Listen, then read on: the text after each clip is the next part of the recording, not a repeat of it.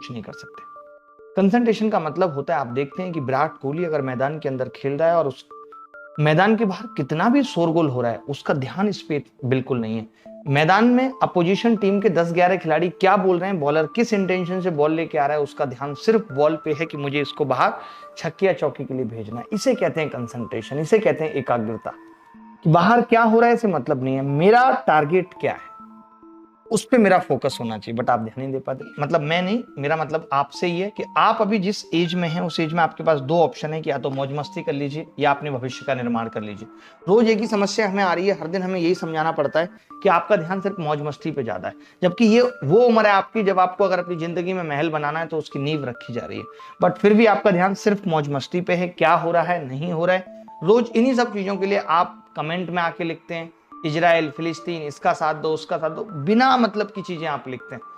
तो मेरी गुजारिश है आपसे कि इन सब में मत रहिए। हमारा आपकी कोई औकात नहीं कि हम जाके किसी देश का साथ दे पाएंगे या नहीं देंगे। जो मैं रोज बता रहा हूं कि खुद पे भरोसा रख कर तैयारी करो कि हाँ मैं ये कर सकता हूं, पूरे मन से तैयारी करो, कंप्लीट तैयारी करो, कुछ भी छोड़ो मत।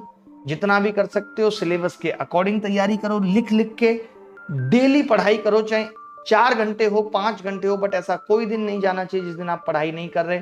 हर दिन एक मॉक टेस्ट जरूर सॉल्व करो, चाहे वो 25 सवालों का सिर्फ गणित का ही मॉक टेस्ट क्यों ना हो। और बेसिक्स पे सबसे ज्यादा ध्यान दो, जैसे कि गणित है, मैथ्स है, तो ट्रिग्नोमेट्री की आइडेंटिटी नहीं पता। क्योंकि देखिए यहां मुद्दा ये नहीं है कि मैं पेपर कर लेता हूं सवाल कर लेता हूं, यहां मुद्दा ये है कि कितना कम समय में सवाल कर लोगे तो बाकी जीएस रीजनिंग इंग्लिश के लिए समय आपके पास ज्यादा बढ़ जाएगा। कोशिश करो, अपनी योग्यता को बढ़ाओ। मैं जानता हूं कि आप वो बच्चे हो जिसका ग्रेजुएशन में भी 46 या 50% है। बहुत एवरेज बच्चे ही एसएससी की तैयारी में उतर रहे हैं अगर बहुत ज्यादा मार्क्स को देखें तो। कुछ लोग होंगे जो इंटेलिजेंट भी होते हैं, बट मैक्सिमम लोगों को देखें तो उनको अपनी एबिलिटी को बढ़ाना पड़ेगा। उनको अब वो कछुआ वाली चाल छोड़नी पड़ेगी जो उन्होंने बीए के एग्जाम में। हमने तो यहां तक देखा है लोग चाइना फोन करके पूछते हैं कि कोरोना वायरस कब तक चलेगा, अगर 3 साल तक चले तो मैं बीएससी का फॉर्म डाल देता हूं, क्योंकि हर साल फ्री में पास कर रहे हैं तो इस बहाने बीएससी हो जाएगी। इतना मुश्किल हो गया बीएससी करना। टाइम मैनेजमेंट करना बहुत जरूरी है, क्लासेस के लिए टाइम निकालना, उसके लिए मॉक टेस्ट के लिए टाइम निकालना, खुद से सेल्फ स्टडी करना, ये सब चीजों का। कोई भी चिंता अगर मन में है, जैसे कि आप अपने रिलेशनशिप या किसी भी चीज की परेशानियों से हैं, तो उन चिंताओं को तुरंत खत्म करें। अगर उन टेंशन को आगे खींचेंगे, अभी आपको अपना ईगो तराजू में रख के बाहर फेंकना पड़ेगा। अगर ईगो रखेंगे, 2-2 3-3 दिन की टेंशन पालेंगे किसी भी चीज की, किसी भी कही हुई बातों को बार बार सोचेंगे, तो पढ़ाई नहीं कर सकते। पढ़ाई के लिए एक अच्छा तन मन होना जरूरी है। अच्छी अच्छी चीजें खाइए, अच्छी डाइट लीजिए, अपने मन को अच्छी अच्छी बातें सिखाइए। ज्यादा संख्या में दोस्त मत बनाइए, खराब लोगों से दोस्ती मत करिए, नकारात्मक सोच से दूर रहिए। जो लोग आपको कहते हैं तू नहीं कर सकता, उनसे दूर रहिए। जो रिश्तेदार आपको लगता है कॉल करते ही पूछेंगे बेटा तुम्हारा अब तक कुछ नहीं हुआ, उनसे मत बात करिए। शादी ब्याह तो अभी हो ही नहीं रहे, जाएंगे क्या आप।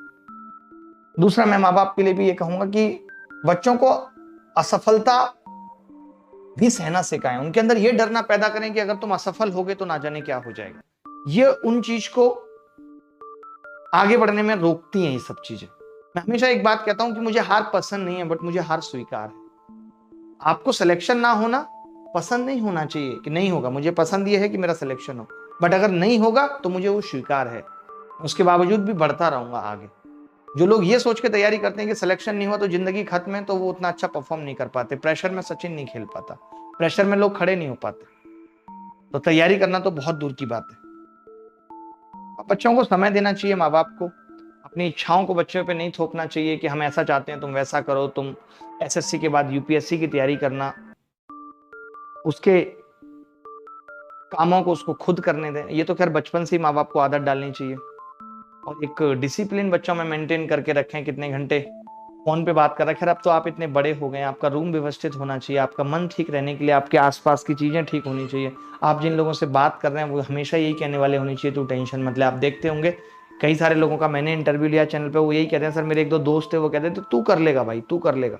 तो यही चीज होती है कि जब आपके दोस्त आपको इस तरीके की बातें कहते हैं कि तू कर लेगा तो आदमी आगे बढ़ता है।